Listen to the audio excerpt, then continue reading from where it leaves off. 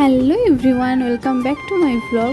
তো তোমরা তো জানোই কাল ছিল লোকনাথ বাবার পুজো, তাই কাল সকাল সকাল চলে গিয়েছিলাম বন্ধুর বাড়ি।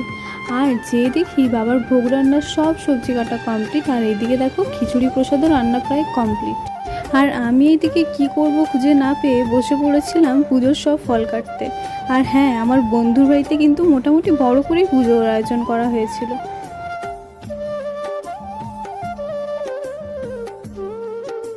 আমার তো ফল কাটা সব কমপ্লিট, আর এই দেখো আমার ফল কাটতে কাটতে আন্টির সব ভোগ রান্নাও কমপ্লিট হয়ে গেছে, আর সুন্দর করে সাজিয়েও দিয়েছে। সব কাজই প্রায় খুব তাড়াতাড়ি কমপ্লিট হয়ে গেছিলো, এই জন্য দেখো পুজোতেও আন্টি খুব তাড়াতাড়ি বসে গেছে। আর এইদিকে দেখো গোপু সোনাকে কত সুন্দর লাগছে দেখতে। তারপর গোপু সোনা, লোকনাথ বাবা এবং বাকি যে ঠাকুরগুলো ছিল সব ঠাকুরগুলোকে সুন্দর করে ফুল দিয়ে সাজিয়ে আন্টি শুরু করে দিয়েছিল আসল পুজো।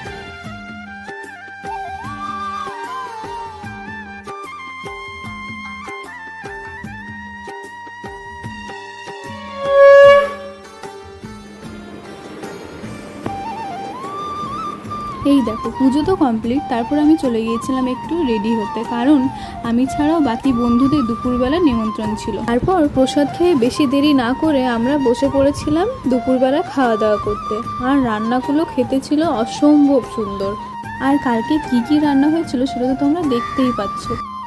তো তারপর কিছুক্ষণ রেস্ট করে আমি বেরিয়ে পড়েছিলাম বাড়ির দিকে। তো চলো আজকের ভিডিওটা এতটুকুই, দেখা হচ্ছে একটা নেক্সট ভিডিওতে। টাটা।